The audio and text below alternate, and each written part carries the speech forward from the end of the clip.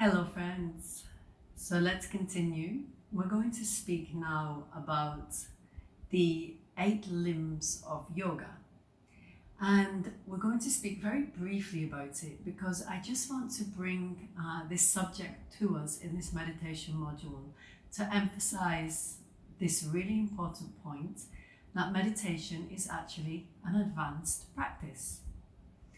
And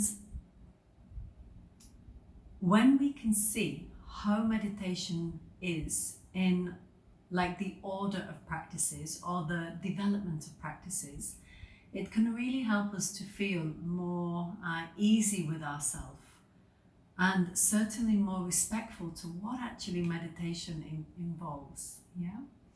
So those of you that have already studied some of these modules will have learned about the Yoga Sutras, but just for quick saying, let's just mention that the Yoga Sutras is an ancient scripture that was brought to us by a great saint, sage, great yogi, philosopher called Patanjali.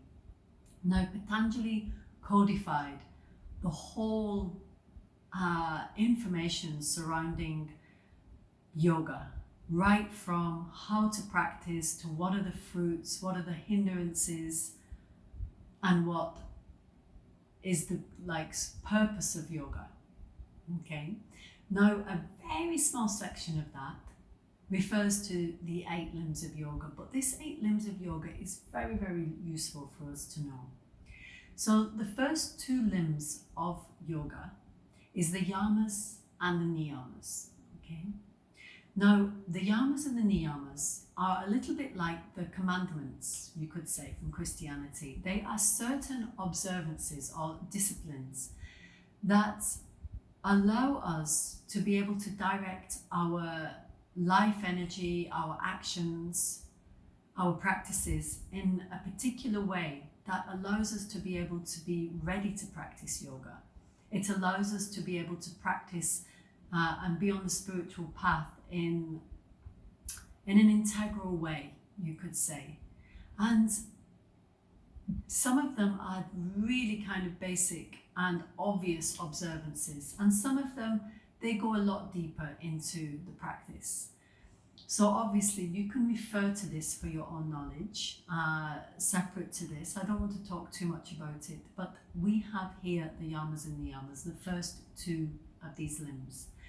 Now the third limb, so once we have prepared ourselves, we've purified, we've observed how to live harmoniously in the world and within our practice. Once we understand this as a foundation, Patanjali then says we're ready to practice asana, which is really, really interesting because, I know in many cases, people start to practice asana without really giving much attention to the level of purity in their lifestyle and things like this, as an example. But it's okay because we want to be able to practice asana, because actually by practicing asana, it starts to purify us automatically on the physical level, and then obviously on the deeper levels, so that actually following the yamas and niyamas becomes more easy. So in effect, many people go into yoga through the asana porthole. Yes? So this is the 3rd limb. Now, the 4th limb is pranayama.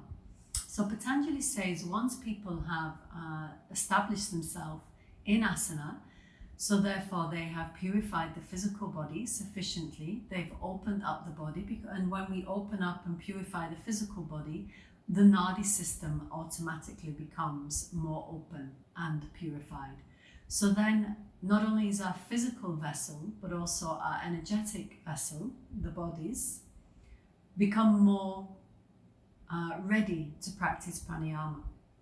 And then pranayama, my goodness, if you have practiced this and studied this in depth and understood how vast this system is, then you will know that this is already like a really high level of practice in yoga. Okay? And then we move on. The next limb of yoga is called pratyahara. Now, pratyahara is a little bit more going into the direction of meditation. In the practice of pratyahara, we're no longer necessarily using the physical body. We certainly don't need to use the physical body, and we don't even need to use the practices of pranayama. Pratyahara basically means that we are practicing in a way where we are learning to withdraw from the activity of the senses. We are learning to go inside of ourselves. And this is a massive stage in yoga. I know many people that can practice asana amazingly. And they've worked well. They can practice also pranayama to a degree. But actually, lots of people have not even taken a step into pratyahara. And unless you can take that step into practicing pratyahara, meditation is going to be very difficult for you. A classic sign of this is when people don't really know how to just sit silently without the need to open the eyes. People don't know how to be in their practice without moving their body. So in some ways, if you have a practice that involves a lot of movement, maybe a vinyasa practice or something like this, it might be difficult for you to start moving over into practices of pratyahara, like just being still.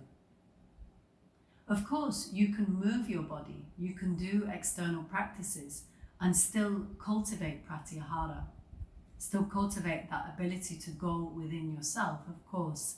But for most people, the training actually is better to not lose ourselves in the distraction of the external senses, of movement, of looking outside of ourselves, of listening outside of ourselves. Because literally this limb is pulling that awareness inside. And it's really, really significant to understand this. It's really significant to develop pratyahara. Because if you can't do this, the other stages are going to be very difficult for you. So a suggestion to work on this, if it's difficult for you in the beginning, is to go to the nature, is to go to places that you are not having so many external pulls, we could say. Of course, you can watch the nature, but somehow the nature is a reflection of what is happening also in our internal world, in the pure natural environments. So definitely, if you're wanting to meditate successfully, have a look into the practices of pratyahara. And like I've said before, taking a retreat, sitting in silent meditation, just sitting with yourself will certainly develop this. Even in the practices of yogasana that encourage you to be more meditative, to hold asanas and go within and observe what is happening, these types of approach to the practice are cultivating pratyahara. Okay, so let's move on. We have now the sixth limb of yoga, and we move to dharana. Now, dharana is concentration. It is concentration of the mind. And actually, most meditation techniques that you will be given are dharanas. They're not meditation techniques. Better said, they are dharana techniques. They are concentration techniques.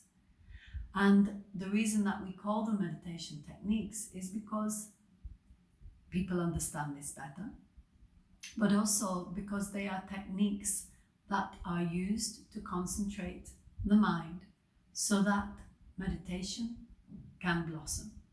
Because meditation is a state of being. So with the dharana, there are many concentration techniques that we can do.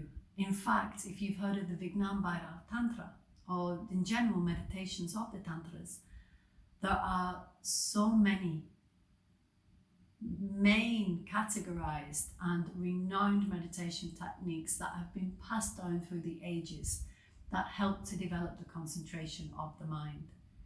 Now, depending on your typology, you might need a different meditation focus than somebody else. a different concentration focus than somebody else.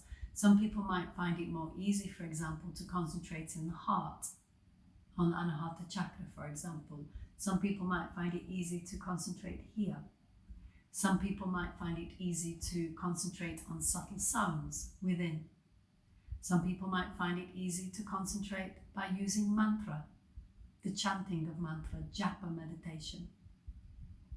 Some people might find it easy to concentrate through visualization. You can see there are so many different ways to practice dharana.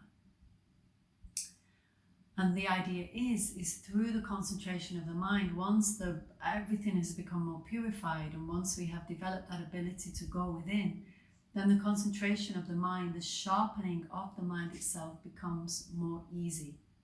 And then we can actually focus the mind for longer durations of time.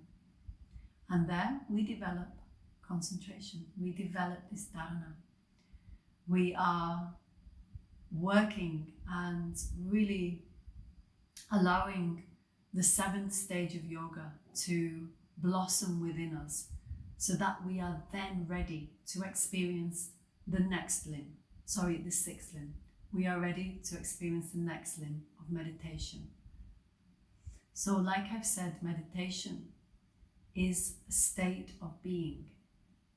We can say it's a state of mind, because at a certain point the mind becomes so absorbed in the practice that there is a complete absorption between the subject and the object. And the mind can be steady, or it can also move, but there is a steadiness in the being. There is a state of presence, witnessing, observing, merging.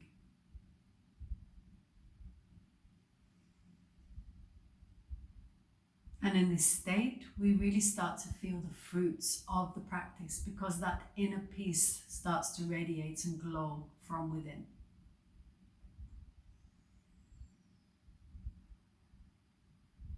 And it's no longer that kind of forced concentration of the mind. When this state of being arises within us, it is effortless. Meditation actually is an effortless state of being. And we start to feel totally absorbed in the meditation object. It's not like us and the object, or if you're focusing inside, the mind and the object. There is just this merging, and things start to just feel effortless. It is a state of being.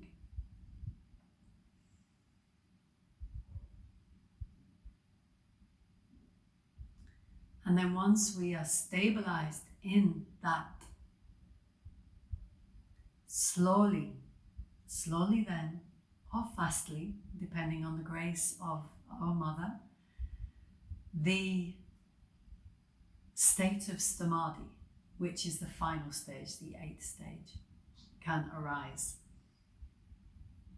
And that state of samadhi is a very big subject. It's a very big thing to talk about. There are different levels of samadhi. Some people can have glimpses of samadhi, and other people can have longer durations experiencing this enlightenment, this enlightened state of the mind, where it's no longer an object, it's no longer a technique, everything is dropped away. And what we are experiencing is just the radiating pure self within.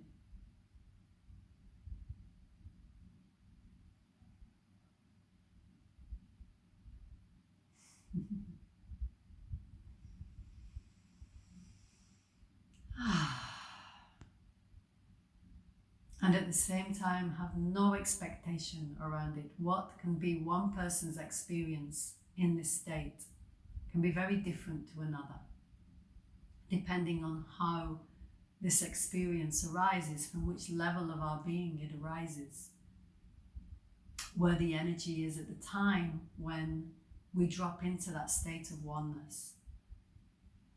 So don't have any expectation, oh my goodness, I'm going to go into meditation and I want this state.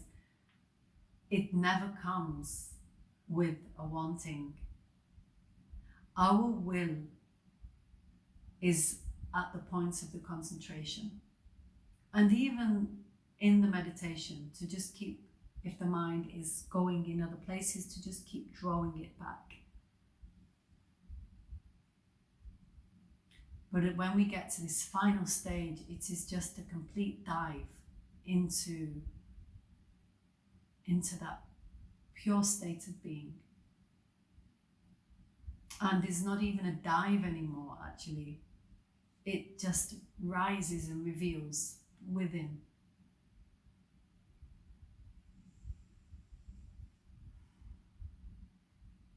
So you can understand at this point now that meditation is really very further down the line.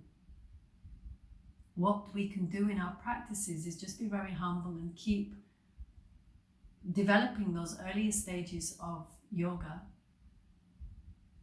advancing, and then keep the concentration, keep doing the practices of concentration, bringing ourselves more and more ready for meditation to arise within us. And never give up. Never think that you are a bad meditator, because really there are so many layers that happen. So many layers, and it just continues.